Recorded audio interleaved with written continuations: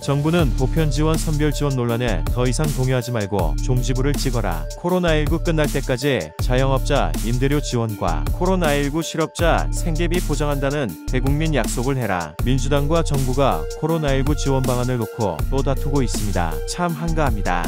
코로나19 집합금지 명령으로 가게 문 닫히고 일 못하는 국민의 절망과 원성이 들리지 않습니까? 미국이나 유럽 상황을 보면 2월 말에 백신 접종 시작한다 해도 집단 면역 이루어지는 건 올 하반기에나 가능합니다. 언제까지 정부와 여당이 재난지원금 지원 문제로 다투기만 할 것입니까? 그 사이에 피해가 큰 국민들을 정부의 손길만 기다리다 앉아서 죽어가고 있습니다. 정부는 소모적인 논란에 종지부를 찍고 피해 국민 지원을 위한 확고한 원칙 세워야 합니다. 가장 중요한 원칙은 국민이 피해 입은 만큼 정부가 지원해야 한다는 것입니다. 재난지원금은 피해 국민 안심지원금이 되어야 합니다. 집합금지 명령은 정부가 국민의 생존권을 강제로 박탈한 것입니다. 이 자영업자들은 시민의 안전을 위해 생계수단을 박탈당한 것이기 때문에 그에 따른 임대료 지원하는 것 국가의 책무입니다. 윤희숙 의원이 코로나19 피해 입은 자영업자 임대료 지원 주장했는데 본 의원도 적극 찬성합니다. 여기에 매출이 감소한 가게와 일자리를 잃은 근로자와 아르바이트생,